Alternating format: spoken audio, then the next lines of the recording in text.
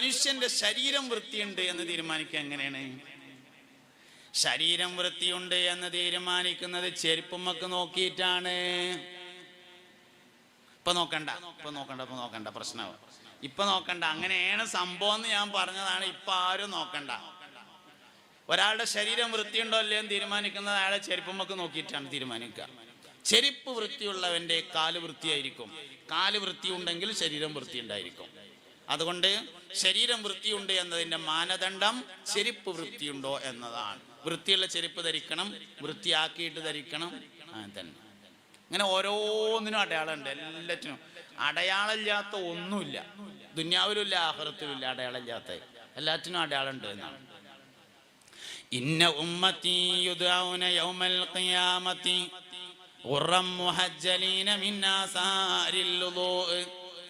എൻ്റെ ഉമ്മത്ത് ഖിയാമത്ത് നാളിൽ വരുമ്പോൾ മുഖവും കൈകാലുകളും വെളുത്തവർ എന്ന് വിളിക്കപ്പെടുന്നതാണ്. മിൻ ആസാരിൽ വുളൂ, വുളൂഇന്റെ അടയാളം. കാരണം ഒതുണ്ടാക്കിയ ആൾക്കാര് നിന്നെ ഈ വുളൂഇനെ ശരിക്കും ഈമാനുമേണ് ബന്ധിച്ചിട്ടുള്ളത്. അത്വഹാറത്തു മിനൽ ഈമാൻ, ശുദ്ധി ഈമാന്റെ ഭാഗമാണ് എന്ന് ഹബീബുനാ റസൂലുള്ളാഹി സല്ലല്ലാഹു അലൈഹി വസല്ലം പറഞ്ഞിട്ടുണ്ട്. വുളൂ ഈമാനുമ കണക്ട് ചെയ്തിട്ടുള്ളതാണ്. വുളൂ ഈമാനുമേണ് കണക്ട് ചെയ്തത്. പരമാവധി സമയം വുളൂഉള്ളവരായിരിക്കണം. അല്ലെങ്കിൽ എല്ലാ പ്രധാനപ്പെട്ട വിഷയം ചെയ്യുമ്പോൾ വുളൂയോടുകൂടെ ചെയ്യണം. നിസ്കരിക്കാൻ മാത്രമല്ല വുളൂ. ഒരു കല്യാണ നിശ്ചയത്തിന് പോവുകയാണ്, ഒന്ന് ഒതുണ്ടാക്കിയാണ്ട് പോവുക. സൂപ്പർ മാർക്കറ്റ് തുറക്കാൻ വേണ്ടി പോവുകയാണ്, ജ്വല്ലറി തുറക്കാൻ വേണ്ടി പോവുകയാണ്, ഒന്ന് ഒതുണ്ടാക്കിയാണ്ട് പോവുക. എല്ലാ വിഷയങ്ങൾക്കും ഒതുണ്ടാക്കുന്ന ഒരു സ്വഭാവം നമ്മൾ കൊണ്ടുവന്നാൽ ജീവിതത്തിൽ വലിയ മാറ്റം ഉണ്ടാവും. ഒതു ദായിമാക്കിയാലുള്ള ഏറ്റവും വലിയ ഗുണം ഒതുവോടെ കൂടെ മരിക്കാം. എന്തായാലും അസ്രായേൽ വരുമല്ലോ. അസ്രായേൽ വരും. വന്നുകാണ്ട് അസ്സലാമു അലൈക്കും ഞാൻ അസ്രായേലാണെന്ന് പറയുമ്പോൾ ഒരു ഒതെങ്കിലും ഞമ്മക്കുണ്ടെങ്കിൽ ആ ഒരു ധൈര്യമെങ്കിലും ഉണ്ടാവും. ആയിക്കോട്ടെ, ഒന്നുമില്ലെങ്കിൽ ഒരു ഒതുണ്ടല്ലോ എന്നുള്ളൊരു ധൈര്യം. ഒതു ദായിമാക്കിയാലുള്ള ഏറ്റവും വലിയ ഗുണം ഒതുവോടുകൂടെ മരിക്കാമെന്നതാണ്. രാവിലെ ഒടുക്കലൊക്കെ ഒന്ന് ഇറങ്ങുമ്പോൾ ഒരു ഒതു ഉണ്ടാക്കിയാണ്ട് ഒന്ന് മൂത്രം നമ്മളെന്തായാലും ഒഴിക്കും, ഒരു ഒതും കൂടി ഉണ്ടാക്കിയാണ്ട് ഇറങ്ങാൻ. അങ്ങനെ എല്ലാ പ്രധാന വിഷയങ്ങൾക്കും ഒതു ചെയ്യാം. ഞാൻ ഒതു ചെയ്തിട്ടാണ് പ്രസംഗിക്കാറുള്ളത്. വലുതാൻ വേണ്ടി പറഞ്ഞതല്ല. ഏത് സംഗതി നമ്മൾ ചെയ്യുമ്പോഴും ഒന്ന് ഒതുണ്ടാക്കിയാണ് ചെയ്താൽ അതിൻ്റെ ഒരു ഗുണം കാണും. എന്ത് സംഗതിയാണെങ്കിലും ചെറുതാവട്ടെ. ഒന്നുമില്ല, രാവിലെ പാടത്തേക്ക് നമ്മൾ വരമ്പെക്കാൻ വേണ്ടി പോവുകയാണ്, ഒരു ഒതുണ്ടാക്കിയാണ്ടാണ് പോവുക. കുറച്ച് കഴിഞ്ഞാൽ മുറി എന്നുള്ള പ്രശ്നമൊന്നുമല്ല. കുറച്ച് കഴിഞ്ഞാൽ മുറിയിലേന്ന് ചോദിച്ചാൽ മുറിഞ്ഞോട്ടെ അപ്പോഴല്ലേ. എന്നാലും ചെയ്യാൻ തുടങ്ങുമ്പോൾ ഒരു ഒതുണ്ടാക്കി കണ്ട് ചെയ്യാം. രാവിലെ ഓട്ടോറിക്ഷ അങ്ങാടിക്ക് ഓട്ടോറിക്ഷ സ്റ്റാൻഡിലേക്ക് ഓടാൻ വേണ്ടി പോവുകയാണ്, ഒരു ഒതുണ്ടാക്കിയാണ്ടാണ് പോവുക. അങ്ങനെ ഓരോന്നോരോന്ന് എണ്ണിയാലേ നിങ്ങൾക്ക് അത് മനസ്സിലാവുള്ളൂ. അതുകൊണ്ട് അങ്ങനെ എണ്ണുകയാണ് ഞാൻ.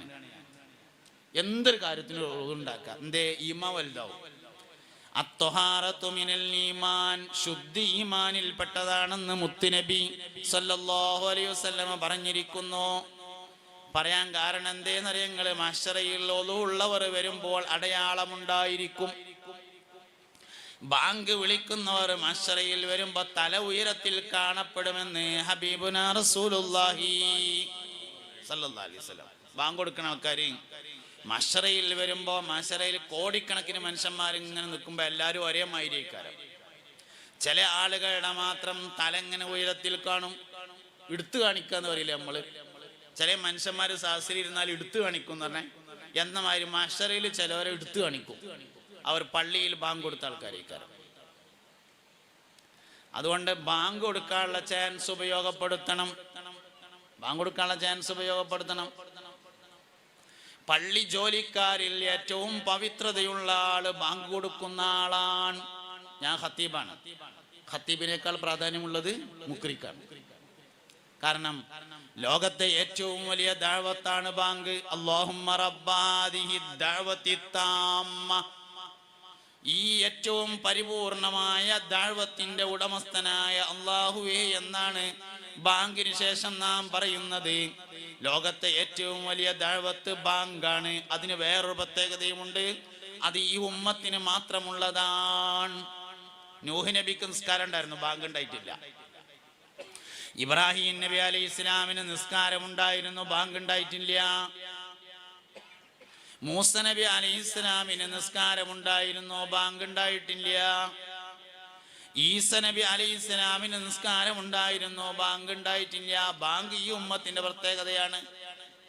ഈ ഉമ്മത്തിന് പ്രത്യേകമായുള്ളത് എന്താണോ അതാണ് നമ്മുടെ പോരിശ. നമ്മളെല്ലാവരും നിസ്കരിക്കുന്ന ആൾക്കാരാണ്, പക്ഷെ ബാങ്ക് കൊടുക്കലില്ല. ബേഞ്ച് എന്നുങ്ങാണ്ട് അല്ലാഹു അക്ബർ തക്ബീറട്ടലാണ്, ബാങ്ക് കൊടുക്കൂല. ഈ ഉമ്മത്തിന്റെ പ്രത്യേകതയാണ് ബാങ്ക്. അതുകൊണ്ട് പോരിശ കിട്ടണമെങ്കിൽ ബാങ്ക് കൊടുക്കണം. ബാങ്ക് ഇഖാമത്തും ഈ ഉമ്മത്തിന്റെ പോരിശയാണ്. മറ്റൊരുപാട് ഉമ്മത്തുകൾ ലോകത്ത് കഴിഞ്ഞു പോയതിൽ പല ഉമ്മത്തിനും നിസ്കാരമുണ്ട്, പക്ഷേ ഒരു ഉമ്മത്തിനും ബാങ്ക് ഉണ്ടായിട്ടില്ല. ബാങ്ക് ഈ ഉമ്മത്തിന് മാത്രമുള്ളതാണ്. പരിപൂർണമായ ദഅവത്ത് എന്നതാണ് ബാങ്കിനെ വിശേഷിപ്പിച്ചിട്ടുള്ളത്. അതുകൊണ്ട് മാശറയിൽ ബാങ്ക് കൊടുക്കുന്ന ആളുകൾ വരുമ്പോൾ തല ഉയരത്തിൽ കാണപ്പെടുമെന്നാണ്. പണ്ടൊക്കെ പള്ളിക്കത്തെ മൊല്ലാക്കാർ വരുന്നുണ്ടാല് പീഡിയക്കൊലയുമുള്ളവരൊക്കെ നീന്നു.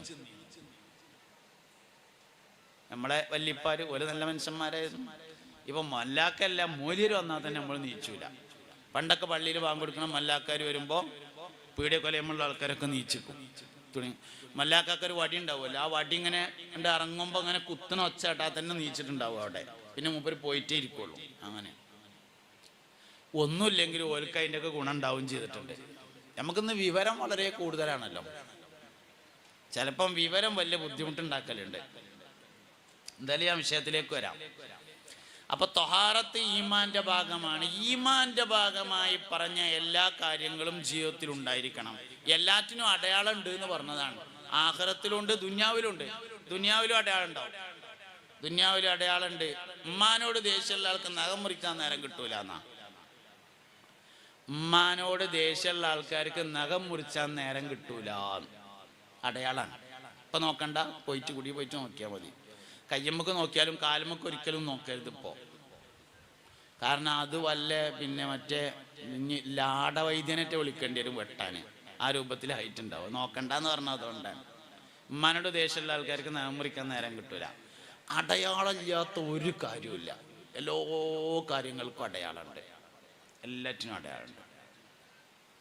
സിഹിർ ബാധിച്ചാൽ അടയാളമുണ്ട് എന്നാണ്. കണ്ണിന്റെ ചുറ്റുഭാഗത്തും കറുത്ത അടയാളം പ്രത്യക്ഷപ്പെടുമെന്നാണ്. സിഹിർ ബാധിച്ചാൽ എല്ലാ സംഗതിക്കും അടയാളമുണ്ട്. അടയാളം ഇല്ലാത്തൊരു പരിപാടിയില്ല തന്നെ. അപ്പൊ എന്ത് ചെയ്യണം? ഈമാനിന്റെ അടയാളങ്ങളെ സൂക്ഷിക്കണം. 70 ചില്ലാനം കാര്യങ്ങൾ ഈമാനുമോ ബന്ധിച്ചിട്ടുണ്ട്. മൻ തസവ്വജ ബിംറഅത്തിൻ ഫഖദ് ഇസ്തക്മല നിസ്ഫദ്ദീൻ. ആരെങ്കിലും ഒരു പെണ്ണിനെ കല്യാണം കഴിച്ചാൽ അവൻ ദീനിന്റെ പകുതിയെ പൂർത്തിയാക്കി. കല്യാണം ഈമാന്റെ ഭാഗമാണ്. പക്ഷെ നമ്മൾ ആരെങ്കിലും കല്യാണത്തിന് ഈമാന്റെ ഭാഗമാണെന്ന് കരുതിയിട്ട് പോകലുണ്ടോ? ചെന്നില്ലെങ്കിൽ ഇപ്പൊ അബ്ദുറഹ്മാൻ എന്താ തോന്നുകയെന്ന് കരുതിയിട്ടല്ലേ പോകല്. ചെന്നില്ലെങ്കിൽ റഹ്മാൻ എന്താ തോന്നുകയെന്ന് കരുതിയിട്ട് പോകൂല. അബ്ദുറഹ്മാൻ എന്താ തോന്നുകയെന്ന് നമ്മൾ വിചാരിക്കണേ. സത്യത്തിൽ വിചാരിക്കേണ്ടത് എന്താണ്? പടച്ചോനെ, അവിടെ നിക്കാഹ് ഉണ്ട് റബ്ബേ, ദീനിന്റെ 2/3 പൂർത്തിയാക്കുന്ന ഇബാദത്താണ്. ഓനാണെങ്കിൽ പറയും ചെയ്തിട്ടുണ്ട്, എനിക്കാണെങ്കിൽ പോകാൻ നേരമുണ്ട്. എന്നിട്ട് ദീനിന്റെ 2/3 പൂർത്തിയാക്കുന്ന ഇബാദത്ത് നടക്കുന്നിടത്തേക്കൊന്നും പോയില്ലെങ്കിൽ അള്ളാഹ് അനക്കെന്താ തോന്നുക, ഞാൻ പോട്ടെ എന്നാണ് ചിന്തിക്കേണ്ടത് ശരിക്ക്. അതും നമ്മൾ അബ്ദുറഹ്മാനും അബ്ദുൽ ഗഫൂറിനും ആക്കി മാറ്റി. അള്ളാഹുവിന് വേണ്ടി ചെയ്യേണ്ട ഇബാദത്തുകളൊക്കെ നമ്മൾ ആൾക്കാർക്ക് വേണ്ടിയിട്ടാണ് ചെയ്യണത്. ഇപ്പോൾ നിലവില് ശരിക്കും വേണ്ടത് ജനങ്ങൾക്ക് വേണ്ടി ചെയ്യുന്ന പ്രവർത്തനം പോലും അള്ളാഹുവിന് വേണ്ടി ആക്കി മാറ്റിയാണ് വേണ്ടിയിരുന്നത്. അതിന് പകരം അള്ളാഹുവിന് വേണ്ടി ചെയ്യേണ്ട പ്രവർത്തനങ്ങളും ജനങ്ങൾക്ക് വേണ്ടി ആക്കി മാറ്റുകയാണ് നമ്മൾ ചെയ്തുകൊണ്ടിരിക്കുന്നത്. നിക്കാഹ് എന്ന് പറഞ്ഞത് വളരെ പവിത്രമായ ഒരു ഇബാദത്താണ്. നമുക്ക് നിക്കാഹ് കല്യാണ രസമാണ്. സംഗതി വിവാഹം എന്നത് സൂറത്തു യാസീൻ പറഞ്ഞിട്ടുണ്ട്, സ്വർഗത്തിലേക്കുള്ള ഒരുക്കാണത്. നിക്കാഹ് സ്വർഗത്തിലേക്കുള്ള ഒരുക്കാണ്. 1,24,000 അമ്പിയാക്കളെ അള്ളാഹു ഭൂമിയിലേക്ക് അയച്ചു. മറ്റൊരഭിപ്രായത്തിൽ 2,24,000 അമ്പിയാക്കളെ അയച്ചു. ഇന്ന് പെൺകുട്ടികൾക്ക് അധികവും നിക്കാഹിന് മടിയാണ്, കല്യാണത്തോട് താല്പര്യമില്ല. അധിക പെൺകുട്ടികൾ, പ്രത്യേകിച്ച് വിദ്യാഭ്യാസമുള്ള കുട്ടികൾക്കൊക്കെ കല്യാണത്തോട് താല്പര്യമില്ലാതായി മാറിയിട്ടുണ്ട്. കല്യാണത്തോട് താല്പര്യമില്ലാതായതിൻ്റെ കാരണം അതിൻ്റെ കാഴ്ചപ്പാട് മാറിയതാണ്. വിവാഹത്തോട് താല്പര്യമില്ലാതെയാവാൻ കാരണം വിവാഹം എന്നത് ജീവിതത്തിന്റെ അനിവാര്യതയാണ് എന്ന് തോന്നിയത് കൊണ്ടാണ്. ഹലോ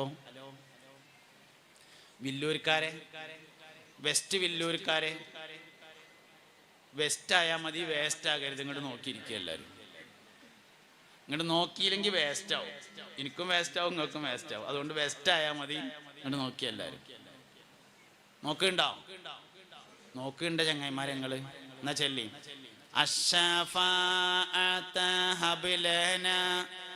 ഫിൽ ഖിയാമത്തി മുഷ്ഫിഖൻ വഹ്ലനാ ഇൻലായാ സയ്യിദി ഖൈറൻ നബി ലാ ഇലാഹ ഇല്ലല്ലാഹു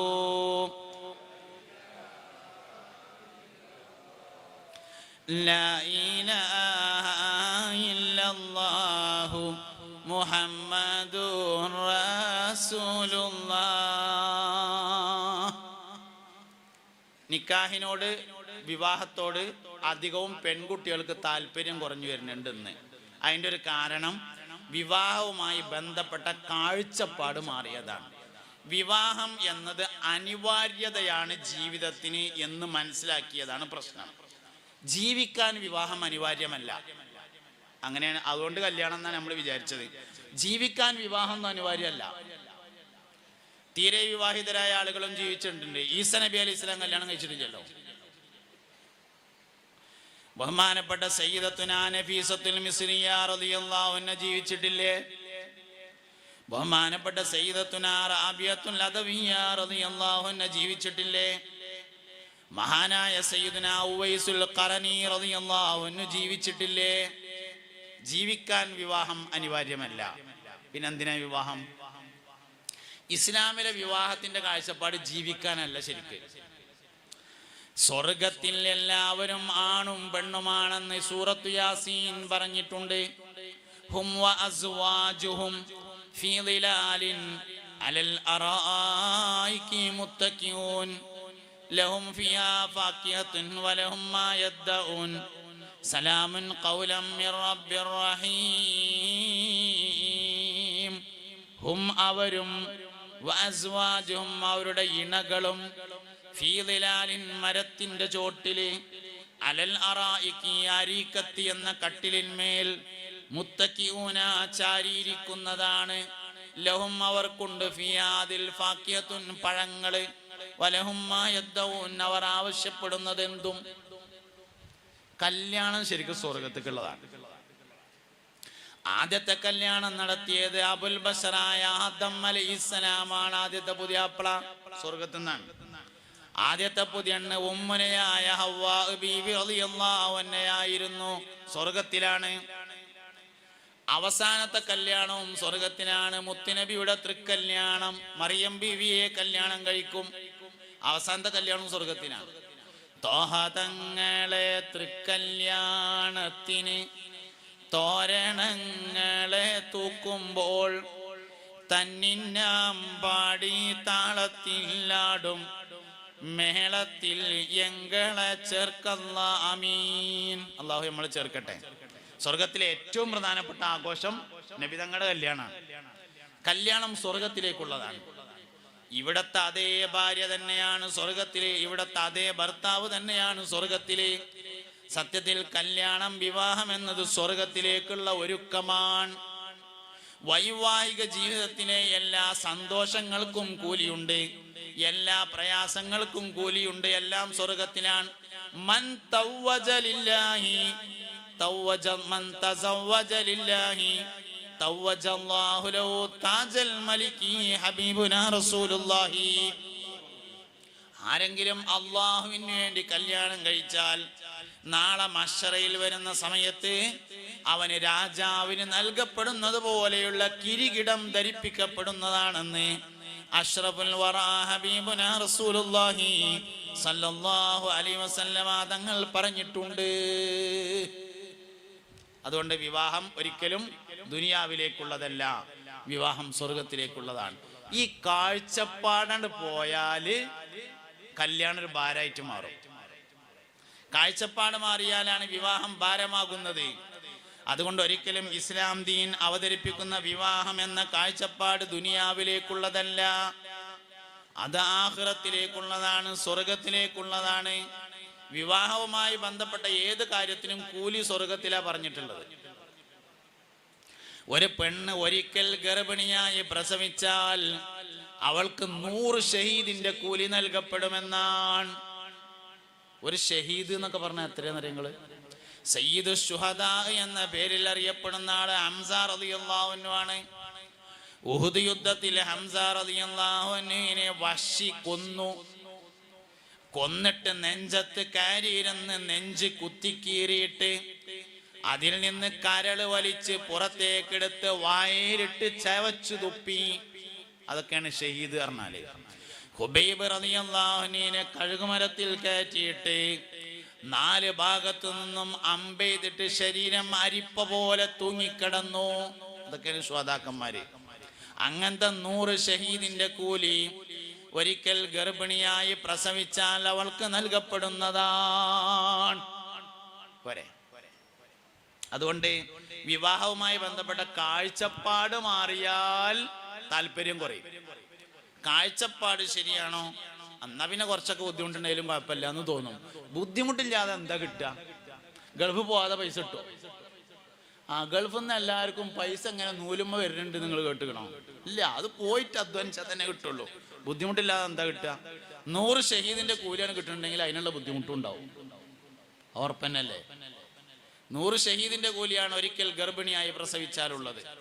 ഇങ്ങനെ ഓരോ കാര്യങ്ങൾക്കും അങ്ങനെ തന്നെയാണ്. ഒരാൾ തന്റെ ഭാര്യയുമായി ഇണചേർന്നാൽ അവന്റെ ചെറുദോഷങ്ങൾ പൊറുക്കപ്പെടും. ഒക്കെ സ്വർഗത്തുക്കുള്ള ഒരുക്കാണ് ശരിക്കത്. സ്വർഗത്തുക്കുള്ള ഒരുക്ക. പക്ഷെ നമ്മളതിനും ഗാനമേള നടത്തിയതിനിപ്പോ അള്ളാഹു തആല എന്ത് കാട്ടാനാ? സംഗതി സ്വർഗത്തുക്കുള്ള ഒരുക്കാണ്. അവിടെ ചെന്നിട്ട് ഗാനമേള. ഇവിടുന്ന് അത് നല്ല വട്ടത്തിൽ വെള്ളിയാഴ്ച രാവിലെ പള്ളിക്ക് വെച്ചിട്ട് സയ്യിദന്മാര്, ഉസ്താദന്മാര്, സാദാത്യങ്ങള്, നേതാക്കന്മാര്, കാരണന്മാരൊക്കെ സാന്നിധ്യത്തിൽ ഭംഗിയാക്കി ഉഷാറാക്കി അത്യാവശ്യം വേണ്ടപ്പെട്ടവരൊക്കെ അറിയിച്ച് നല്ല ഭക്ഷണമൊക്കെ ഉണ്ടാക്കി. അങ്ങനെ തന്നെ ഭക്ഷണം ഉണ്ടാക്കുന്നിടത്തൊന്നും പിശുക്കണം എന്ന് എനിക്ക് അഭിപ്രായമില്ല. പൈസ ഉള്ള ആളുകൾ അവരുടെ വകയായുള്ള നല്ല ഭക്ഷണങ്ങൾ സാമ്പത്തികമായി പ്രയാസമുള്ള ആൾക്കാർ ആ പേരിൽ തിന്നോട്ടെ എന്ന അഭിപ്രായമാണ് എനിക്കുള്ളത്. അത് ബിസ്ക്കറ്റും ചായ ആക്കേണ്ട ആവശ്യമൊന്നുമില്ല. എൻ്റെ അഭിപ്രായമാണ്. നിങ്ങൾക്ക് നിങ്ങളുടെ അഭിപ്രായം പോലെ ചെയ്യട്ടോ. വേറുള്ളവർക്കൊക്കെ പൈസ ചിലവാക്കുന്നുണ്ട്. നിക്കാവിൻ്റെ അവിടെ ചെന്നുമ്പോൾ പൈസ ചുരുക്കാന്നും പറഞ്ഞാണ്ട് ബിസ്ക്കറ്റും ചായയും. അത് നല്ല നിലക്കൊരു മട്ടത്തിൽ ആർഭാടം വേണ്ട, ധൂർത്തും വേണ്ട. ആവശ്യത്തിന് ഭക്ഷണം കൊടുക്കലോ വിരുന്നുകാരെ ഇക്രാം ചെയ്യലോ ഒരിക്കലും ധൂർത്തൊന്നല്ല. അപ്പൊ അതൊരു മര്യാദക്കുള്ള ഭക്ഷണമൊക്കെ ഉണ്ടാക്കിയിട്ട് ഓൻ്റെ അടുത്ത് സാമ്പത്തികം ഉണ്ട്, ആൾക്കാർ നല്ലത് തിന്നോട്ടെ, എന്താ അതിന് കുഴപ്പം?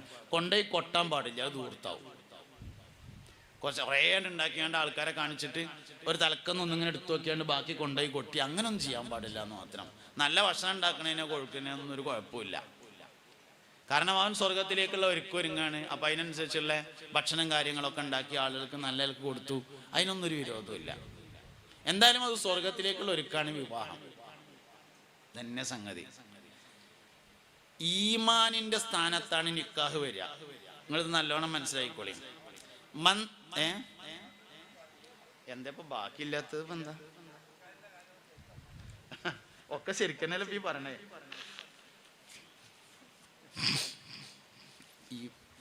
ഈ പറയാൻ പറഞ്ഞിട്ട് പറയണതും പറയാതെ പറയണതും തമ്മിലൊരു വ്യത്യാസം ഉണ്ടാവും. ഞാൻ ഖത്തീബുമാർക്കൊക്കെ ട്രെയിനിങ് കൊടുക്കുമ്പോൾ പറയലുണ്ട്, വെള്ളിയാഴ്ച പറഞ്ഞ വിഷയം പറയരുത് എന്നാണ്. ചില വെള്ളിയാഴ്ച സുബഹിസ്കാരം കഴിഞ്ഞിട്ട് വിഷയം പറഞ്ഞു തരുന്ന കുറച്ച് ആൾക്കാരുണ്ടാവും റൂമിക്ക് വരാൻ. ഇന്ന് ഉസ്താദെ നമുക്ക് ഇന്ന വിഷയം പറയണം എന്ന് പറയും. ആ വിഷയം പറയാൻ പാടില്ല. അതെന്താ വെച്ചാൽ അത് അയാളുടെ മനസ്സിൽ ഒരാളെ കണ്ടിട്ടുണ്ടാവും. ഗീബത്താണ് ആ ഭരണ പരിപാടി. ആ വിഷയം പറയാൻ പാടില്ല. അപ്പൊ ഞാൻ ഖത്തീബുമാർക്കൊക്കെ ട്രെയിനിങ് കൊടുക്കുമ്പോൾ പറയലുണ്ട്, കമ്മിറ്റിക്കാർക്ക് അറിയിപ്പ് നൽകാം, പക്ഷേ കടലാസിൽ എഴുതി തരണം.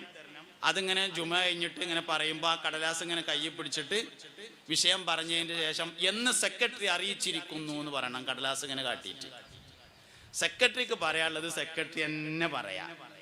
ഖത്തീബിന് പറയാനുള്ളത് ഈമാൻ തഖ്വ വർദ്ധിപ്പിക്കാനുള്ള കാര്യമാണ്. അത് മറ്റുള്ളവരുടെ ഗീബത്താവാൻ പാടില്ല.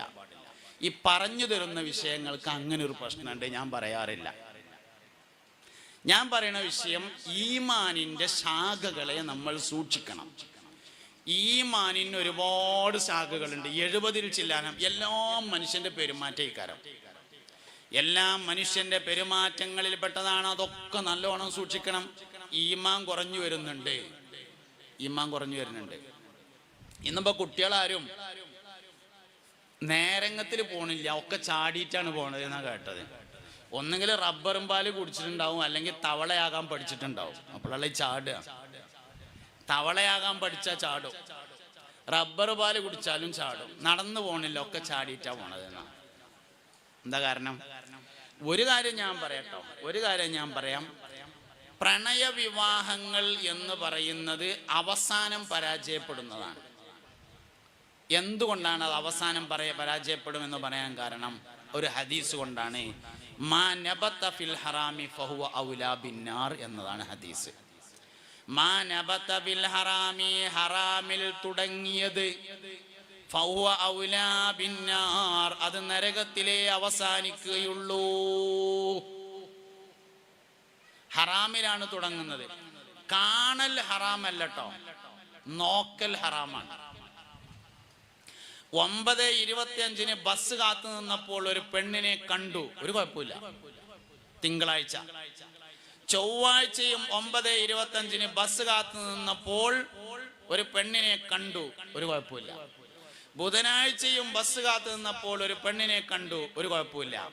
വ്യാഴാഴ്ച കാണാൻ വേണ്ടി ബസ് കാത്തു നിന്നു, അന്ന് മുതൽ ഹറാമായി. പ്രണയം ഹറാമിൽ തന്നെയാണ് തുടങ്ങുന്നത്, അല്ല എന്ന് പറയരുത്. ലൈംഗിക ബന്ധം ഉണ്ടായിട്ടില്ല എന്നുള്ളത് ശരിയായിരിക്കും. എന്നാൽ അൽ ഐനാനി സിനാഹുമാ അന്നദറു ഹബീബുനാ റസൂലുള്ളാഹി, കണ്ണിന്റെ വ്യഭിചാരം നോട്ടമാണെന്ന് മുത്തുനബി സല്ലല്ലാഹു അലൈഹി വസല്ലമ പറഞ്ഞിരിക്കുന്നു. കണ്ണിന്റെ വ്യഭിചാരം നോട്ടാണ്. വൽ യദാനി സിനാഹുമാ അൽ ബത്ഷു, കയ്യിന്റെ വ്യഭിചാരം തൊടലാകുന്നു. വൽരിജ്ലാനി സിനാഹുമാ അൽ മശിയു, കാലിന്റെ വ്യഭിചാരം നടത്തമാകുന്നു. വല്ലിസാനു സിനാഹുമാ അൽ കലാം, നാവിന്റെ വ്യഭിചാരം സംസാരമാകുന്നു. ഇതൊക്കെ ഉണ്ടായിട്ടുണ്ട്. ഇതെല്ലാം വിവാഹത്തിന് മുമ്പ് ഉണ്ടായിട്ടുണ്ട്. അതുകൊണ്ട് ഹറാമിലല്ല തുടങ്ങണതെന്ന് പറയരുത്, ഹറാമ് തന്നെയാണ് തുടങ്ങണത്. മാ നബത ബിൽ ഹറാമി ഫഹുവ ഔലാ ബിന്നാർ, ഹറാമിൽ തുടങ്ങിയത് നരകത്തിലെ അവസാനിക്കുള്ളൂ എന്ന് മുത്തുനബി പറഞ്ഞതാണ്. വഹയിന്റെ ഇൽമാണ്, തെറ്റൂല. മുഹമ്മദ് നബി പറഞ്ഞു എന്ന് പറഞ്ഞാൽ വഹയിന്റെ ഇൽമാണ്, അത് തെറ്റൂല. അത് അങ്ങനെ തന്നെ സംഭവിക്കുള്ളൂ.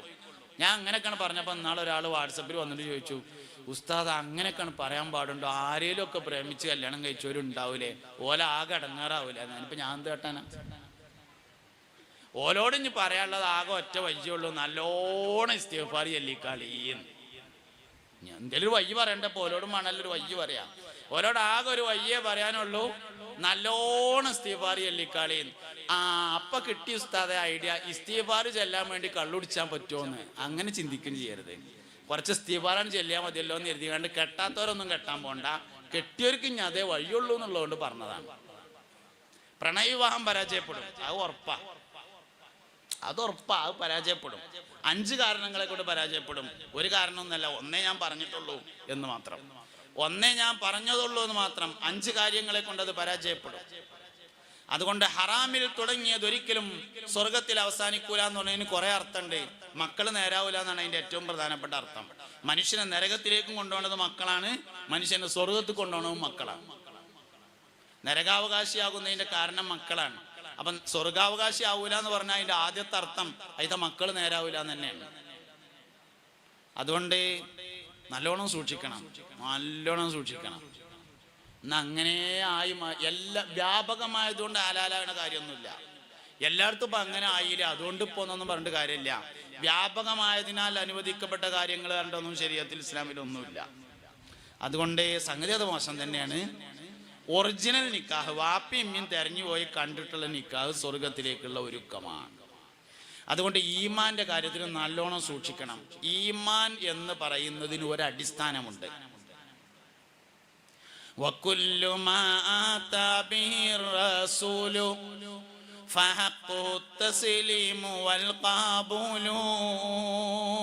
അതാണ് ഈമാന്റെ അടിസ്ഥാനം. സയ്യിദുന അഹ്മദ് അൽ മർസൂഖി റളിയല്ലാഹു അൻഹുവിന് കിഫായത്തുൽ ഈമാൻ, കിഫായത്തുൽ അവാം എന്നീ പേരുകളുള്ള ഒരു കിതാബുണ്ട്. ഈമാനിനെ വളരെ ചുരുക്കി പറഞ്ഞ കിതാബ്. അതിലൊരു വരിയാണ് ഞാൻ ചൊല്ലിയത്. ഈമാന്റെ അടിസ്ഥാനം മുഹമ്മദ് നബിയോടുള്ള താല്പര്യമാണ് സല്ലല്ലാഹു അലൈഹി വസല്ലം. അള്ളാഹുവിൽ വിശ്വാസം ഉണ്ടായിട്ട് മുഹമ്മദ് നബിയിൽ വിശ്വാസം ഉണ്ടാവില്ല. മുഹമ്മദ് നബിയിൽ വിശ്വാസം വന്നാൽ അള്ളാഹുവിൽ വിശ്വാസം വരികയും ചെയ്യുള്ളൂ. അബൂബക്കർ സിദ്ദീഖ് റളിയല്ലാഹു അൻഹു ഇസ്ലാമിലേക്ക് വന്നു. അള്ളാഹുവിൽ വിശ്വാസം ഉള്ളതുകൊണ്ട് മുഹമ്മദ് നബിയിൽ വിശ്വസിച്ചതല്ല, മുഹമ്മദ് നബി സല്ലല്ലാഹു അലൈഹി വസല്ലമയിൽ വിശ്വാസം വന്നതിനാൽ അള്ളാഹുവിൽ വിശ്വസിച്ചതാണ്. ഉമർ ഇബ്നുൽ ഖത്താബ് റളിയല്ലാഹു അൻഹു ഇസ്ലാമിലേക്ക് വന്നു. എന്തേ കാരണം? മുഹമ്മദ് നബിയിൽ വിശ്വാസം വന്നു, അപ്പോൾ അള്ളാഹുവിൽ വിശ്വാസം വന്നു. ഉസ്മാൻ റളിയല്ലാഹു അൻഹു ഇസ്ലാമിലേക്ക് വന്നു, അലി റളിയല്ലാഹു അൻഹു വന്നു. എല്ലാവർക്കും മുഹമ്മദ് നബിയിൽ വിശ്വാസം വന്നപ്പോൾ അള്ളാഹുവിൽ വിശ്വാസം വന്നതാണ്. അള്ളാഹുവിൽ വിശ്വാസം വന്നിട്ട് മുഹമ്മദ് നബിയിൽ വിശ്വാസം വരൂല. ഖലാ ഖദർ മനസ്സിലായിട്ട് വിശ്വസിക്കൂലാന്ന്. വിശ്വസിച്ചിട്ട് ഖലാ ഖദർ മനസ്സിലാവുകയേ ചെയ്യുള്ളൂ. ഖലാ ഖദർ മനസ്സിലാകണില്ല, അതുകൊണ്ട് ഞാൻ വിശ്വസിക്കണില്ല പറഞ്ഞാല് ഖലാ ഖദർ മനസ്സിലായിട്ട് വിശ്വസിക്കൂല. വിശ്വസിക്കൽ എപ്പോഴാണ്? ഖലാ ഖദർ എനിക്ക് മനസ്സിലായിട്ടില്ലെങ്കിലും എൻ്റെ നബിക്ക് മനസ്സിലായിട്ടുണ്ട്. മുഹമ്മദ് നബിയിൽ വിശ്വാസം വന്നാൽ മാത്രമേ ഖലാ ഖദർ മനസ്സിലാവുള്ളൂ. അതിന് ഖലാ ഖദറിന്റെ മാത്രം പ്രശ്നമല്ല, മീസാൻ എന്ന തുലാസും അങ്ങനെ തന്നെയാണ്. മുഹമ്മദ് നബിയിൽ വിശ്വാസം ഉണ്ടെങ്കിലേ മീസാൻ മനസ്സിലാവുള്ളൂ. സിറാത്ത് പാലം മനസ്സിലാവണമെങ്കിൽ മുഹമ്മദ് നബിയിൽ വിശ്വാസം ഉണ്ടായിരിക്കണം. സിറാത്ത് പാലം നിങ്ങൾക്ക് എല്ലാവർക്കും മനസ്സിലായിട്ടില്ലേ? മുടിയേക്കാൾ നേർമയായതും വാളിനേക്കാൾ മൂർച്ചയുള്ളതും നരകത്തിന്റെ മേലിട്ടതും കോടിക്കണക്കിന് മനുഷ്യന്മാർ നടക്കുന്നതും അല്ല മനുഷ്യന്മാരെ, സിറാത്ത് പാലം നിങ്ങൾക്ക് മനസ്സിലായിട്ടില്ലേ? ഇല്ല. ഉണ്ട്. എന്നാലും പിന്നെ വേറെ പ്രശ്നമല്ല, എന്താ വെച്ചാൽ എനിക്കത് മനസ്സിലായിട്ടുണ്ടായിരുന്നില്ല. എനിക്ക് മനസ്സിലായിട്ടില്ല. എന്താ കാര്യം വെച്ചാൽ ഈ മുടിയേക്കാൾ നേർമയായതിന് എങ്ങനെ വാളിനേക്കാൾ മൂർച്ച ഉണ്ടാവുക? മുടിക്കന്നെ ഉണ്ടാവില്ലല്ലോ. പിന്നെ അതിനെ 7 പൊളിയാക്കി ഏതായാലും ഉണ്ടാവില്ല. നിങ്ങൾക്ക് എന്നെ മനസ്സിലാവുള്ളൂ. വെറുതെ അല്ല നിങ്ങൾ വേസ്റ്റ് വില്ലൂരിലായത്. അത് മനസ്സിലാവൂല. എന്തേ മനസ്സിലാവുള്ളൂ എന്ന് നിങ്ങൾക്ക്? മുഹമ്മദ് നബി അള്ളാഹുവിന്റെ റസൂലാന്നേ മനസ്സിലാവുള്ളൂ. അത് മനസ്സിലായതിനാൽ സിറാത്ത് പാലം മനസ്സിലായതാണ്. അത് മനസ്സിലായതിനാൽ നരകം മനസ്സിലായതാണ്. അത് മനസ്സിലായതിനാൽ സ്വർഗം മനസ്സിലായതാണ്. ഈ ഗൈബിയായ വിശ്വാസം എന്നറിയില്ല, മറഞ്ഞ വിശ്വാസം. മറഞ്ഞ വിശ്വാസത്തിലെ ഒന്നാമത്തെ വിശ്വാസം സക്രാത്തുൽ മൗത്താണ്. മരണത്തിന്റെ വേദനയാണ് ആദ്യത്തെ അനുഭവം. ഗൈബിയായ കാര്യങ്ങളിൽ ഒരു മനുഷ്യന്റെ ആദ്യത്തെ അനുഭവം മരണത്തിന് ശക്തമായ വേദന ഉണ്ട് എന്നാണ്. ഇന്ന് വരെ മരിച്ച ആരും വന്നിട്ട് ഭയങ്കര വേദന ഇട്ടോ എന്ന് പറഞ്ഞിട്ടില്ല. നമ്മളെ അനുഭവത്തിൽ ഒരടങ്ങേറുമില്ല, അവന് ബോധമില്ലാതെ കിടക്കുകയാണ്. എന്നാലും മരണത്തിന് വേദനയുണ്ട് എന്ന് നമ്മൾ വിശ്വസിക്കുന്നു. എന്താ കാരണം? മുഹമ്മദ് നബിയിൽ വിശ്വാസം ഉണ്ടായതാണ് കാരണം, വേറൊന്നല്ല കാരണം. അതുകൊണ്ട് ഈമാനിന്റെ അടിസ്ഥാനം മുഹമ്മദ് നബിയിലുള്ള വിശ്വാസമാകുന്നു സല്ലല്ലാഹു അലൈഹി വസല്ലം. അത് കൂടുന്നതിനനുസരിച്ച് ഈമാൻ കുറയും, അത് കുറയുന്നതിനനുസരിച്ച് ഈമാൻ കുറയും.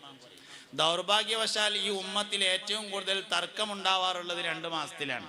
ഒന്ന് റമദാനിലും ഒന്ന് റബീഉൽ അവ്വലിലും. ഈ ഉമ്മത്തിൽ ഏറ്റവും കൂടുതൽ തർക്കം ഉണ്ടാകുക 2 മാസമാണ്. ഒന്ന് റമദാൻ മാസത്തിൽ ആൾക്കാർക്ക് തോനെ കൂലി കിട്ടില്ല, അപ്പൊ ശൈത്താൻ എങ്ങനെയൊക്കെ മുടക്കും അത്. രണ്ടാമത്തത് റബീഉൽ അവ്വലാണ്. റബീഉൽ അവ്വൽ ആകണേന്റെ മുന്നേ ഒരു മുഹറം കൈനോട് കൂടെ തന്നെ ഇലക്ട്രിക് പോസ്റ്റ് നിറഞ്ഞിട്ടുണ്ടാവും നബിദിനം അനാചാരം, മുഹമ്മദ് നബി സാധാരണ മനുഷ്യൻ തന്നെയാകുന്നു. ഈ ഉമ്മത്തിൽ ഏറ്റവും തർക്കമുള്ള മാസമാണ് റബീഉൽ അവ്വൽ. ഇസ്ലാന്തിയിൽ 2 തരം ആൾക്കാരുണ്ട് എന്നാണ്. ഒന്ന് അന്വേഷകരും വേറൊന്ന് ആസ്വാദകരും. ഒന്ന് അന്വേഷിക്കുന്ന ആൾക്കാർ, വേറൊന്ന് ആസ്വദിക്കുന്ന ആൾക്കാർ. ചില ആൾക്കാർ ഇങ്ങനെ അന്വേഷിച്ച് നടക്കും. അല്ല നബിദിനം ആഘോഷിക്കാൻ പറ്റുമോ? അല്ല നബിദിനം ആഘോഷിക്കാൻ പറ്റുമോ? മരിച്ചോളം അന്വേഷിക്കും. ചില ആൾക്കാർ ആസ്വാദകരാണ്. ഒരു മരിക്കോളം റബീഉൽ അവ്വൽ ആയാൽ പൂർവ്വ വിദ്യാർത്ഥികൾക്ക് പാടാൻ പറ്റുമോ എന്ന് ചോദിക്കും. അപ്പൊ സദർ ഉസ്താദ് പറയും, പാടിക്കോളി എന്നറിയും. അപ്പം അങ്ങോട്ട് കയറിയിട്ട് അങ്ങോട്ട് പാടും. അപ്പൊ ഗൾഫിൽ നിന്ന് വന്ന ആൾക്കാരുണ്ടാവും, ഓലെ കീശയിൽ പൈസ ഉണ്ടാവും, ഓലെ അത് കവറിലിട്ടിട്ടാണ് കൊടുക്കും. അങ്ങനെ ആസ്വദിക്കുന്നവരും അന്വേഷിക്കുന്നവരും. അന്വേഷിക്കുന്നവർ ഖിയാമത്ത് നാൾ 1-ാം തീയതി ഒരു അന്വേഷിച്ച് നടക്കലേ ഉണ്ടാവുള്ളൂ, പാടലുണ്ടാവില്ല. ആസ്വദിക്കുന്നവരാണ് പാടുക. നമ്മൾ അന്വേഷിക്കണ്ടെന്നല്ല ഞാൻ പറഞ്ഞത്, അന്വേഷകരാവരുത്, ആസ്വാദകരാവണം. പരിശുദ്ധ ദീനുൽ ഇസ്ലാം എന്ന് പറഞ്ഞത് ആസ്വദിക്കാനുള്ളതാണ്. അതുകൊണ്ട് ആസ്വദിക്കണം. എന്ത് വേണം? മുഹമ്മദ് നബി സല്ലല്ലാഹു അലൈഹി വസല്ലമയോടുള്ള അമിതമായ താല്പര്യം. അമിതം എന്നതിന് പറയാൻ പറ്റൂല, അധികമായ താല്പര്യം. ആ താല്പര്യം ഉണ്ടെങ്കിൽ മാത്രമാണ്, അതാണ് ഈമാന്റെ ബേസ്. ഈ ഉമ്മത്തിലെ ഏറ്റവും ഈമാനുള്ള മനുഷ്യൻ സയ്യിദുനാ അബൂബക്കർ സിദ്ദീഖ് റളിയല്ലാഹു അൻഹു. ഈ ഉമ്മത്തിലെ ഏറ്റവും ഈമാനുള്ള മനുഷ്യൻ സിദ്ദീഖ് റളിയല്ലാഹു അൻഹു. സിദ്ദീഖ് റളിയല്ലാഹു അൻഹു ഇസ്ലാം ദീനിൽ എന്തായാലും ഒന്ന് രാജിവെക്കുമെന്ന് ഖുറൈശികൾ ഉറപ്പിച്ച ദിവസമായിരുന്നു മിഅ്റാജിന്റെ പിറ്റേ ദിവസം. ഇന്നലെ രാത്രി ഉറങ്ങണോടത്താണ് നീച്ചിട്ട് മസ്ജിദുൽ ഹറാമിലേക്കും അവിടെ നിന്ന് 7 ആകാശങ്ങളിലേക്കും സഞ്ചരിച്ച് ബൈത്തുൽ മുഖദ്ദസിൽ പോയി അവിടെ നിന്ന് 7 ആകാശങ്ങൾ കയറി അള്ളാഹുവെ കണ്ട് അഭിമുഖ സംഭാഷണം നടത്തി. പോയ വഴിയിലൂടെ മടങ്ങി നേരം പുലർന്നപ്പോഴേക്ക് കിടന്നീന്ന് അതേ സ്ഥലത്ത് വന്ന് കടന്നു എന്ന് പറഞ്ഞു. ഈ വിവരം അറിഞ്ഞ സിദ്ദീഖ് റളിയല്ലാഹു അൻഹുവിന് ആകെ ഒരു ചോദ്യമാണ് ചോദിക്കാണ്ടായത്, ഇത് എൻ്റെ നബി പറഞ്ഞതാണോ എന്ന് ചോദിച്ചു. ആ പറഞ്ഞതാണ് എന്ന് പറഞ്ഞപ്പോൾ പറഞ്ഞു, അബൂബക്കർ അതുകൊണ്ട് വിശ്വസിച്ചിരിക്കുന്നു എന്ന് പറഞ്ഞു. ഈമാന്റെ അടിസ്ഥാനം മുഹമ്മദ് നബിയിലുള്ള താല്പര്യമാണ് സല്ലല്ലാഹു അലൈഹി വസല്ലം. ഇത് കുട്ടികളെ പഠിപ്പിക്കണം. നമ്മളിപ്പോൾ റബീഉൽ അവ്വൽ 12-നും കുട്ടികൾക്ക് പ്രസംഗം കൊടുക്കുന്നത് ഇന്റർനാഷണൽ വിഷയക്കാരം മുഹമ്മദ് നബിയും ആധുനിക ലോകവും എന്നൊക്കെ കൊടുക്കുക. കുട്ടികൾക്ക് പറഞ്ഞു കൊടുക്കേണ്ടത് കുട്ടിയായ നബി, ചെറിയ കുട്ടിയായ നബി സല്ലല്ലാഹു അലൈഹി വസല്ലം. നബി തങ്ങളുടെ ഒരു കുട്ടിക്കാലം ഉണ്ടായിരുന്നു, അത്ഭുതം, വളരെ വലിയ അത്ഭുതമാണ് മുസ്തഫായ നബി സല്ലല്ലാഹു അലൈഹി വസല്ലം തങ്ങളുടെ കുട്ടിക്കാലം. ആദ്യം ഉമ്മാന്റെ അടുത്തുനിന്ന് ഹലീമത്തു സഅദിയ റളിയല്ലാഹു അൻഹ മുലയൂട്ടാൻ വേണ്ടി കൊണ്ടുപോയി 2 കൊല്ലത്തിന്. 1 കൊല്ലം കഴിഞ്ഞ് ഒന്ന് തിരിച്ചു കൊടുത്ത് കുറച്ച് ദിവസമൊക്കെ പേരയിൽ നിർത്തി, 2ാമതും കൊണ്ടുപോയി. 2ാം വർഷം തിരിച്ചു കൊടുക്കാൻ വേണ്ടി കൊടുന്നിട്ട് ചോദിച്ചു, ഞാൻ ഒന്നുകൂടിയും കൊണ്ടോട്ടെ എന്ന്. കരാറ് കഴിഞ്ഞു, കരാറ് 2 വർഷത്തിനുള്ളൂ, ശമ്പളവും കഴിഞ്ഞു. 3ാം കൊല്ലം കൊണ്ടുപോയി ശമ്പളമില്ലാതെ. 3ാം വർഷം കൊണ്ടുചെന്ന സമയത്താണ് നെഞ്ചു കീറിയ അത്ഭുത സംഭവം ഉണ്ടായത്. നെഞ്ചു കീറി ഹൃദയം പുറത്തെടുത്ത് കഴുകി വൃത്തിയാക്കി യഥാസ്ഥാനത്ത് മടക്കി വെച്ചു. കഥയല്ല, അനസ് ബിൻ മാലിക് റളിയല്ലാഹു അൻഹു പറഞ്ഞിട്ടുണ്ട്, ആ സർജറി കഴിഞ്ഞ സ്ഥലം നബി തങ്ങൾ എനിക്ക് കാണിച്ചു തന്നിട്ടുണ്ടായിരുന്നു. തെളിവ് സഹിതാണ്. ആ ഓപ്പറേഷൻ കഴിഞ്ഞ ആ സ്ഥലം നബി എനിക്ക് കാണിച്ചു തന്നിട്ടുണ്ട് എന്ന്. സയ്യിദുനാ അനസ് ബിൻ മാലിക് റളിയല്ലാഹു അൻഹു 10 വർഷം നബി തങ്ങളോടൊപ്പം ഊണിലും മുറക്കിലും കഴിഞ്ഞുകൂടിയ ആളാണ് മഹാനായ സയ്യിദുനാ അനസ് ബിൻ മാലിക് റളിയല്ലാഹു അൻഹു. അനസ് റളിയല്ലാഹു അൻഹു നബി തങ്ങൾ ഒരിക്കലും ഒരു ദുആ നടത്തി. അനസ് റളിയല്ലാഹു അൻഹുവിന്റെ വാപ്പ ചെറുപ്പത്തിൽ മരിച്ചിട്ടുണ്ടായിരുന്നു, മാലിക്. അനസ് റളിയല്ലാഹു അൻഹുവിന്റെ ഉമ്മയാണ് ഉമ്മു സുലൈം റളിയല്ലാഹു അൻഹ എന്ന് പറയുന്നത്. ഉമ്മു സുലൈമിനെ 2ാമത് കല്യാണം കഴിച്ചു അബൂ ത്വൽഹ റളിയല്ലാഹു അൻഹു. നിങ്ങൾക്ക് ഏറ്റവും നല്ല ഒരു ഭാര്യയെയും ഭർത്താവിനെയും കാണണമെങ്കിൽ അബൂ ത്വൽഹയെയും ഉമ്മു സുലൈമിനെയും അബൂ സുലൈമിനെയും നോക്കണം എന്ന് മുത്തുനബി പറഞ്ഞു സല്ലല്ലാഹു അലൈഹി വസല്ലം. നിങ്ങൾ സദസ്സെന്ന് പോണില്ലല്ലോ, അത്യാവശ്യം മുദ്രയിക്കാൻ മുട്ടുന്നവരൊക്കെ പൊയ്ക്കോളി, അതിന് കുഴപ്പമൊന്നുമില്ല കേട്ടോ. ഞാൻ നിങ്ങളെ പിടിച്ചു നിർത്തിയിട്ട് സ്വീപ്പാക്കണമൊന്നുമില്ല. ഷുഗർ ഉള്ളവരെന്തായാലും പോയി മുദ്രയിച്ചൊക്കെ വന്നോളി, അതിനൊന്നും കുഴപ്പമില്ല. അതിനൊന്നും ഞാൻ ഒന്നും പറയുന്നില്ല. ഇവിടെ ഇരിക്കണവരും ഇങ്ങോട്ട് നോക്കണം എന്നേ ഉള്ളൂ, വേറെ കുഴപ്പമൊന്നുമില്ല. മൂത്രയ്ക്ക് അത്യാവശ്യമുള്ളവർ പൊയ്ക്കോളി. ഇത് എന്തെങ്കിലും പറയാമെന്ന് വിചാരിച്ചിട്ട് പോകാതിരിക്കണ്ടെന്ന് ഞാൻ ഒന്നും പറയില്ല. ഉണ്ടാവും ഫോൺ വരുന്നവർ എടുത്തോളി, അതിനും ഞാൻ ഒന്നും പറയില്ല, അതിനൊന്നും പറയില്ല. പറയലും ഇങ്ങോട്ട് നോക്കിയില്ലെങ്കിൽ മാത്രമേ പറയുള്ളൂ, വേറെ ഒന്നിനും പറയില്ല. അപ്പം ഇങ്ങോട്ട് നോക്കി എന്താണെന്ന് വെച്ചാൽ നോക്കിയില്ലെങ്കിൽ നിങ്ങൾക്ക് ഇതുകൊണ്ട് കാര്യം ഉണ്ടാവില്ല. അതുകൊണ്ടാണ് ഈ നോക്കാൻ പറയണത്. നോക്കാതെ നിങ്ങൾക്ക് ഇത് ഒരു കാര്യം ഇതാണ്ട് ഉള്ളിലേക്ക് കയറണ്ടേ, കയറണമെങ്കിൽ നിങ്ങൾ ഇങ്ങോട്ട് നോക്കണം, അതിന് വേണ്ടിയിട്ടാണ്. അനസ് റളിയല്ലാഹു അൻഹുവിന്റെ വാപ്പ മാലിക് എന്നവർ ചെറുപ്പത്തിൽ മരിച്ചു. അങ്ങനെ അനസ് റളിയല്ലാഹു അൻഹുവിന്റെ ഉമ്മ ഉമ്മു സുലൈം റളിയല്ലാഹു അൻഹയെ 2ാമത് അബൂ ത്വൽഹ കല്യാണം കഴിക്കുകയാണ്. ഈ ഉമ്മുസ്ലൈമിൻ്റെ കഥ നിങ്ങൾ കേട്ടിട്ടുണ്ടാവും. കുട്ടി മരിച്ചിട്ട് ഭർത്താവിനോട് ഞാൻ പറഞ്ഞോളാന്ന് പറഞ്ഞങ്ങാണ്ട് ആരെയും പറയാനേക്കാതെ അവസാനം ശാരീരിക ആവശ്യങ്ങൾക്കൊക്കെ സൗകര്യം ചെയ്തു കൊടുത്തിട്ട് അവസാനം പറഞ്ഞ് നബി തങ്ങളോട് ചെന്ന് പരാതി പറഞ്ഞ ആ ആളാണ് അബൂ ത്വൽഹ. അവരുടെ ഭാര്യയാണ് ഉമ്മുസ്ലൈം. സ്വർഗാവകാശികളായ ഒരു ഭാര്യയെയും ഭർത്താവിനെയും കാണണമെങ്കിൽ അബൂ സുലൈമിനെയും ഉമ്മു സുലൈമിനെയും കാണണം എന്ന് നബി തങ്ങൾ പറയേണ്ടായിട്ടുണ്ട്. ആ ആൾക്കാരാണിത്. അവരുടെ മകനാണ്. അതിലെ ഭർത്താവ് അബൂ ത്വൽഹയാണ്. ഈ ഉമ്മുസ്ലൈം അവരുടെ ഭാര്യയായ ഉമ്മുസ്ലൈമിനെ ആദ്യം കെട്ടിയെന്നതാണ് അനസ് റളിയല്ലാഹുവിന്റെ വാപ്പ മാലിക്. അതിലുണ്ടായ കുട്ടിയാണ് അനസ് റളിയല്ലാഹു അൻഹു. ഉമ്മാനെ രണ്ടാമത് കെട്ടിച്ചു. അങ്ങനെ അബൂ ത്വൽഹയുടെ കൂടെ ഉമ്മ പോവുകയാണ് ഉമ്മുസ്ലൈം. അപ്പോൾ ഒരു തർക്കമുണ്ടായി. അനസിനെ കൊണ്ടോണോ തറവാട്ടിങ്ങ് നിർത്തണോ? തറവാട്ടുകാർ പറഞ്ഞു ഇവിടെ നിർത്തിയാൽ മതി എന്ന്. ഉമ്മാക്കും അബൂ ത്വൽഹയും കൊണ്ടോവും വേണം. അങ്ങനെ തർക്കമായി. തർക്കം തീർക്കാൻ അവസാനം ഒരു തീരുമാനം എടുത്തു. നബിന്റെ അടുത്ത് കൊണ്ടേക്കുക സല്ലല്ലാഹു അലൈഹി വസല്ലം. എന്നാ തറവാട്ടിലേക്ക് വേണമെങ്കിൽ ഓർക്കും പോയി കാണാം, ഉമ്മാക്കും ആണെങ്കിൽ ഉമ്മാക്കും എളാപ്പാക്കും ആണെങ്കിൽ എളാപ്പാക്കും പോയി കാണാം. അങ്ങനെ തീരുമാനമായി. അങ്ങനെ അബൂ ത്വൽഹ എളാപ്പ അനസ് റളിയല്ലാഹുവിനെ നബി തങ്ങൾ എടുത്ത് കൊടുത്തിട്ട് നബിൻ്റെ അടുത്ത് ആക്കിയിട്ട് പറഞ്ഞു, അല്ലാഹുവിൻ്റെ റസൂലേ അനസുമോൻ ഇവിടെ നിന്നോട്ടെ, നിങ്ങൾ ഓന് വേണ്ടി ഒന്ന് ദോരക്കണം എന്ന് പറഞ്ഞു. അപ്പം അങ്ങനെ തലമ്മ കയ്യച്ചിട്ട് ദോരന്നു. അല്ലാഹുമ്മ ബാരിക് ലഹു ഫീ മാലിഹി വ ഔലാദിഹി എന്ന് ദോരന്നു. 10 വർഷം നബി തങ്ങളോടൊപ്പം കഴിച്ചു കൂട്ടി. വളരെ ചെറിയ പ്രായത്തിൽ വന്നിട്ട് 10 കൊല്ലം. ഖദീജ ബീവി റളിയല്ലാഹു ആയിഷ ബീവി റളിയല്ലാഹു അൻഹയും നബി സല്ലല്ലാഹു അലൈഹി വസല്ലമയും ഒരു തലയണയിൽ തലവെച്ച് ഇങ്ങോട്ട് കിടക്കുമ്പോൾ അതേ തലവണയിൽ തലവെച്ച് അങ്ങോട്ട് കിടക്കുന്ന പ്രായം മുതൽ, അത്രയും ചെറുപ്പം മുതൽ 10 കൊല്ലം നബിയോടൊപ്പം താമസിച്ചു അനസ് ബിൻ മാലിക് റളിയല്ലാഹു അൻഹു. തലയിൽ ഇങ്ങനെ കയ്യച്ചിട്ട് തോരുന്നു, അല്ലാഹുമ്മ ബാരിക് ലഹു ഫീ മാലിഹി വ ഔലാദിഹി. പടച്ചോനെ അനസിന് മുതലിലും മക്കളിലും ബറക്കത്ത് ചെയ്യണേ എന്ന് തോരുന്നു. മദീനയിൽ എല്ലാവരുടെയും ഈത്തപ്പനത്തോട്ടം വർഷത്തിൽ ഒരു തവണ കായ്ക്കുമ്പോൾ അനസ് റളിയല്ലാഹുവിന്റെ തോട്ടം കൊല്ലത്തിൽ 2 പ്രാവശ്യം കായ്ക്കും. മദീനയിൽ എല്ലാവരുടെയും ഈത്തപ്പനത്തോട്ടം കൊല്ലത്തിൽ 1 പ്രാവശ്യം കായ്ക്കുമ്പോ അനസ് റളിയല്ലാഹുവിന്റെ തോട്ടം കൊല്ലത്തിൽ 2 പ്രാവശ്യം കായ്ക്കുമായിരുന്നു. മുതലിലെ ബർക്കത്ത്, മക്കളിലെ ബർക്കത്ത് കേട്ടോ നിങ്ങൾക്ക്.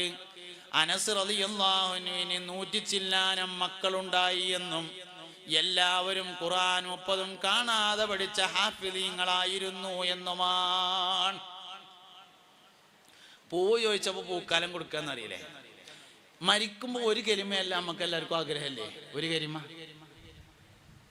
അതിന് മുണ്ടൂല. മരിക്കുമ്പോൾ ഒരു കലിമയല്ല നമുക്ക് എല്ലാവർക്കും ആഗ്രഹമല്ലേ? തലട്ടിയാൽ മതി, ഒച്ച ഉണ്ടാക്കണ്ട. ഉണ്ട്. അള്ളാഹു പരിപൂർണ ഈമാനോടുകൂടെ നമ്മളെല്ലാരെയും മൗത്താക്കി തരട്ടെ. എന്നാൽ മരിക്കുമ്പോൾ 1000 ലാ ഇലാഹ ഇല്ലല്ലാഹ് ചൊല്ലിയ ഒരാളുണ്ട്. ആനക്കര കോയക്കുട്ടി മുസ്ലിയാർ എന്ന സമസ്തയുടെ പ്രസിഡന്റ്. എന്തേ കാരണം? ചാപ്പനങ്ങാടി വാപ്പോലിയരെ ദിക്ർ ഹൽക്ക ജീവിതകാലം മുഴുവനും കൊണ്ടു നടന്ന ആളാണ്. തിങ്കളാഴ്ച രാത്രി ഇവിടെ പിന്നെ ചാപ്പനങ്ങാടി ദിക്ർ ഹൽക്ക ഉണ്ട് പറഞ്ഞു. ബഹുമാനപ്പെട്ട കോയക്കുട്ടി ഉസ്താദ് ചാപ്പനങ്ങാടി ഉസ്താദിന്റെ മുരീദായിരുന്നു. 1000 ലാ ഇലാഹ ഇല്ലല്ലാഹ് 1000 ലാ ഇലാഹ ഇല്ലല്ലാഹ് കൊണ്ടു നടക്കാൻ വേണ്ടി ജീവിതകാലം മുഴുവൻ നടന്നു. ചാപ്പനങ്ങാട് ദിക്ർ ഹൽക്കുള്ള പള്ളിയിലൊക്കെ വാർഷികത്തിന് പോകും, പുതിയതായി സ്ഥാപിക്കാൻ വേണ്ടി പോകും, അതിൻ്റെ ദ്വാരക്കാൻ വേണ്ടി പോകും. മരണപ്പെടുന്നതിൻ്റെ മുമ്പ് മക്കളെയും പേരക്കുട്ടികളെയും വിളിച്ചിരുത്തി, എല്ലാരെയും വിളിച്ചിരുത്തിയിട്ട് ചാപ്പനങ്ങാട് ദിക്ർ ഹൽക്കാണ് നടത്തി 1000 ലാ ഇലാഹ ഇല്ലല്ലാഹ് ചൊല്ലിയിട്ട് ഈ ലോകത്തോട് വിട പറഞ്ഞു മഹാനായ കോയക്കുട്ടി ഉസ്താദ്. അള്ളാഹു അവരുടെ ദറജ ഉയർത്തട്ടെ, അവരുടെ മദദ് ഫൈദാനിനെ അള്ളാഹു നമ്മളിലേക്കും വർഷിപ്പിച്ചു തരട്ടെ. കൂട്ടത്തിൽ ഓർമ്മ എന്നോ പറഞ്ഞതാണ്, ഒഴിവുണ്ടാകുമ്പോൾ ഒന്ന് പോയി ചൊല്ലിക്കൊളി. ജീവിതകാലത്ത് ഏറ്റവും കൂടുതൽ പറയുന്നത് എന്താണോ അതാണ് മരിക്കുമ്പോൾ പറയാം. ഒരു തർക്കമില്ല. ജീവിതത്തിൽ ഏറ്റവും കൂടുതൽ പറയുന്ന വാക്ക് ഏതാണോ ആ വാക്കായിരിക്കും മരിക്കുമ്പോൾ പറയുക. അതുകൊണ്ട് ഒഴിവുള്ളവരൊക്കെ ഒന്ന് പോയി പങ്കെടുത്താൽ നല്ലതാണ്. വെറും മൗലവിമാരുട്ടികൾക്കും മുക്രിക്കും ഖത്തീബിനും മാത്രമുള്ള പരിപാടിയാക്കി മാറ്റണ്ട. അങ്ങനെങ്കിലും അങ്ങനെ നടക്കട്ടെ, അത് വേറെ കാര്യം. നാട്ടിനൊരു ഐശ്വര്യം തന്നെയാണ്. അങ്ങനെങ്കിലും അങ്ങനെ നടന്നോട്ടെ. എന്നാലും ഒരു ഒഴിവുള്ളവരൊക്കെ ഒന്ന് പോയിട്ട് കൂടിയാൽ ഇനി ഒഴിവ് അതിനായിട്ട് ഉണ്ടാവുന്നില്ല കേട്ടോ, അത് ഉണ്ടാക്കലാണ്. അതിനായിട്ട് ഇപ്പോൾ ഒരു ഒഴിവ് നമുക്ക് കിട്ടലൊന്നും ഉണ്ടാവില്ല. അപ്പം അതുകൊണ്ട് കാര്യങ്ങൾ ശ്രദ്ധിക്കാം. മുഹമ്മദ് നബി സല്ലല്ലാഹു അലൈഹി വസല്ലമയോട് അപ്പോൾ അനസ് റളിയല്ലാഹു അൻഹു അങ്ങനെ ഉണ്ടായെന്നാണ്. അത് മാത്രമല്ല, ഇഞ്ഞുണ്ട് 103 വയസ്സ് അനസ് റളിയല്ലാഹു അൻഹു ജീവിച്ചു എന്നാണ് ഒരഭിപ്രായം. വേറെ അഭിപ്രായത്തിൽ 110 കൊല്ലം ജീവിച്ചിട്ടുണ്ട്. വേറെ അഭിപ്രായത്തിൽ 120 കൊല്ലം ജീവിച്ചിട്ടുണ്ട്. മറ്റൊരഭിപ്രായത്തിൽ 130 കൊല്ലം ജീവിച്ചിട്ടുണ്ട്. പഴയ കാലത്തെ ആലിമ്യങ്ങൾ വയത് പറയുമ്പോൾ 150 കൊല്ലം ജീവിച്ചു എന്ന് പറയാറുണ്ടായിരുന്നു അനസ് റളിയല്ലാഹു അൻഹു. സഹാബത്തിലെ ഏറ്റവും കൂടുതൽ കാലം ജീവിച്ചത് സൽമാൻ അൽ ഫാരിസിയാണ്, 200 കൊല്ലം. അതിൻ്റെ നേരെ താഴെയുള്ള ആൾ അനസ് ബിൻ മാലിക് റളിയല്ലാഹു അൻഹു, 150 കൊല്ലം. 150ാമത്തെ വയസ്സിലും തലയിലെ ഒരു മുടി നരച്ചിട്ടില്ല. നബി തങ്ങൾ തലമ്മ കൈവച്ചതായിരുന്നു കാരണം സല്ലല്ലാഹു അലൈഹി വസല്ലം. ഇതുകൊണ്ട് കയറാതെ ഈമാൻ കയറൂല.